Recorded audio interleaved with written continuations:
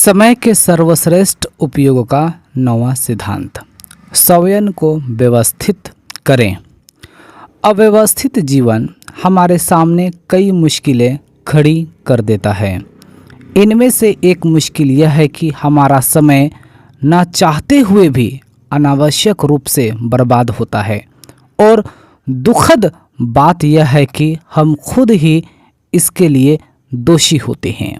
इसलिए समय के सर्वश्रेष्ठ उपयोग का 9वां सिद्धांत है, समय को व्यवस्थित करें। अव्यवस्था का सबसे आम उदाहरण है किसी कागज या फाइल का न मिलना।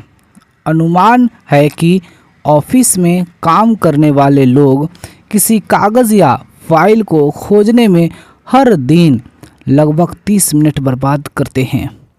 आलस या जल्दबाजी के कारण हम किसी चीज़ को सही जगह पर नहीं रखते और फिर उसे खोजने में ऑफिस या घर को अस्त व्यस्त कर देते हैं। अंत में हमें वह चीज़ किसी ऐसी जगह पर मिलती है जहां उसे रखा ही नहीं जाना चाहिए था। अव्यवस्था का एक और रूप है बीमारी।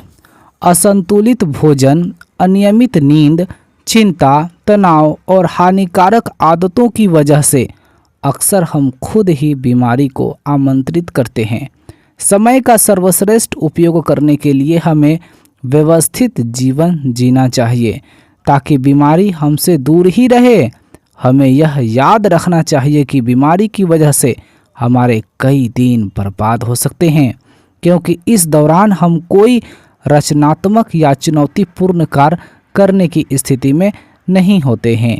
बीमारी की वजह से समय की बर्बादी दुखद है, क्योंकि संतुलित आहार तथा नियमित व्यायाम द्वारा अधिकांश बीमारियों से बचा जा सकता है।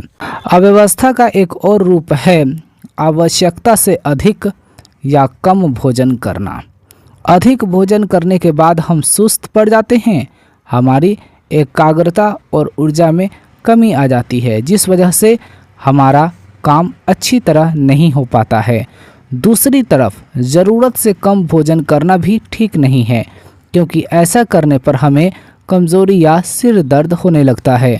हम जल्दी थक जाते हैं, चिड़चिड़े हो जाते हैं और इस वजह से अपने काम को पूरी एकाग्रता तथा ऊर्जा के साथ नहीं कर पाते।